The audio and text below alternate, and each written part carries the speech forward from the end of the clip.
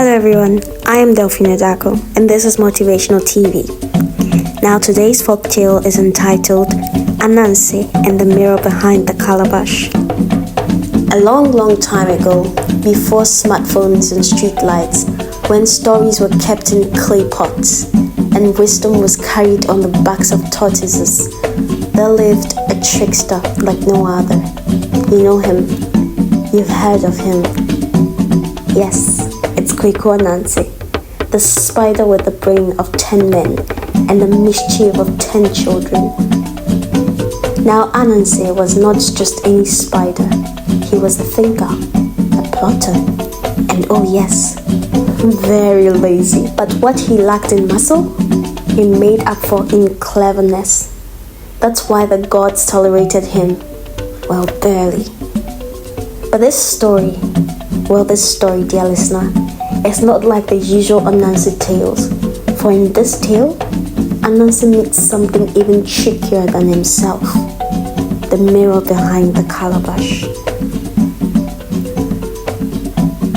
Now, once upon a time, a mischievous Monday morning in the village of Asikese, the chief announced a sacred challenge from the gods. A mysterious calabash had appeared at the village shrine, glowing faintly and whispering to anyone who came near it. The message? Whoever could discover the truth hidden behind the calabash would be given untold wisdom and riches beyond measure. The villagers were afraid, of course.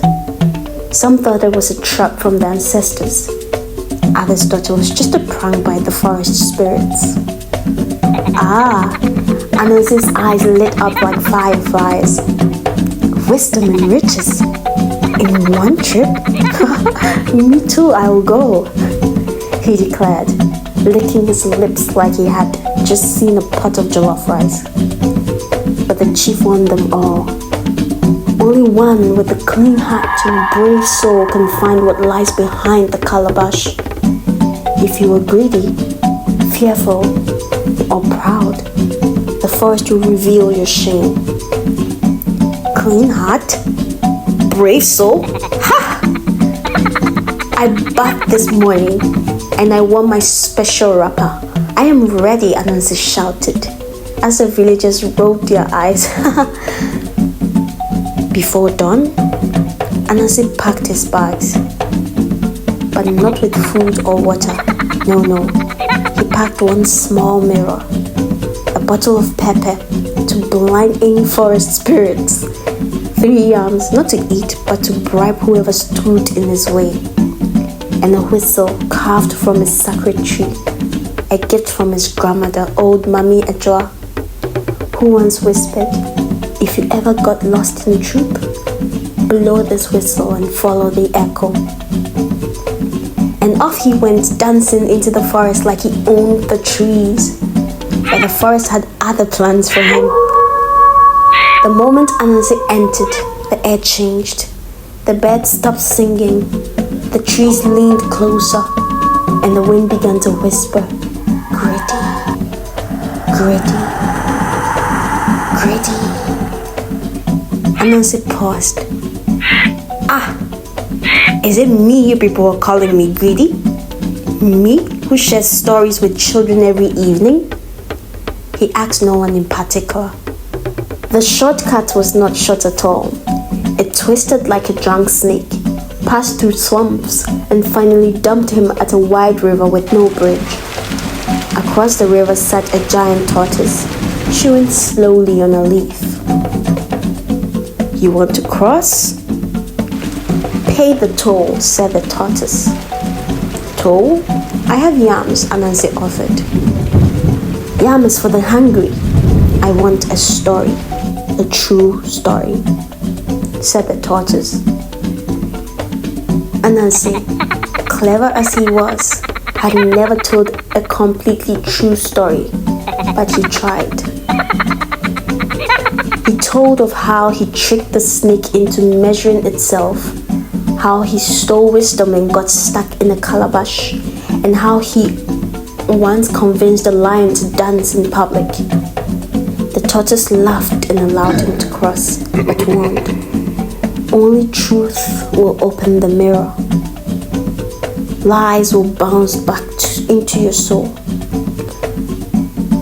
But the tortoise warned and allowed him to cross. But the tortoise laughed and allowed him to cross, but warned. Only truth will open the mirror. Lies will bounce back into your soul. The heart of one-eyed woman. Ananse crossed, feeling proud. Soon he found a strange hut with smoke rising like lazy ghosts into the sky. Outside stood an old woman with one eye, stirring the pot that smelled like burned socks and onions. "Come in, Ananse," she said before he spoke. "I have been expecting you." "You know me? Good. Then you know I'm here to see the calabash. Just show me the riches and I'll be on my way." "You seek the mirror. It is behind the calabash. But first you must pass 3 tests. Test 1. The room of echoes. The first test was a room full of whispers. As Ananse entered, voices filled the air. All the lies he ever told. "I didn't eat the meat. The pot fell by itself. I'm the wisest in the world." They echoed louder and louder until Ananse fell to his knees, covering his eyes. "Enough! I lied, he screamed. Silence. The door opened. The woman smiled. Truth spoken with humility is key. Test 2. The pool of shadows. The next test brought Ananse to a pool, as still as glass. In it he saw everyone he had had. His wife, his children, his friends. They stared at him disappointed. He wept. "I'm sorry. I didn't know I was causing pain. I only wanted to be clever." The water shimmered. His reflection returned, but softer now, wiser. The woman nodded. Awareness opens the second gate. Test 3.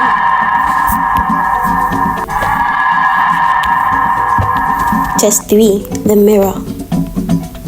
Now he stood before the calabash. Behind it glowed the mirror. He looked.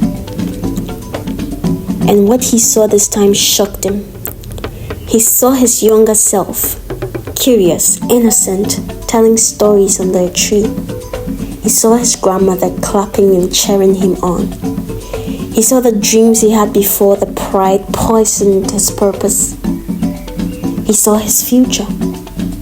One where he used the stories not to deceive but to teach, to heal and to inspire. A tear rolled down his very cheek. "I want to be that version of me again," he whispered. The mirror paused, and from it rose a golden feather. The woman spoke. "You have passed. Take this feather, return to the village. You are no longer the trickster, you are a storyteller." The return. Ananse returned home, but he didn't boast. No. He called the children. He gathered the elders, even the animals, and he told them all that he had seen. He taught them that the truth may be bitter, but it brings peace. That shortcuts may lead to lessons, not treasures. And that facing yourself is the hardest yet most powerful journey of all. From that day, Ananse no longer lied for fun. He told stories. He told stories that helped the sick. He made the sick laugh. He made the angry breathe, and he taught the young to think. He became the village mirror, not one of shame, but one of light. What's the moral of the story? True riches are not just in gold or shortcuts. They lie in knowing who we are, facing our truth and choosing to grow. So if you ever feel lost, afraid, or tempted to take shortcuts, remember what you choose to see in your reflection is what shapes your tomorrow. Even the trickster can transform if he dares to look deep. Even the trickster can transform if he dares to look deep. Now, if you enjoyed this story, kindly like, subscribe, and share this video to support this channel. This has been Delphina Darko. See you in the next inspiring folktale. Bye!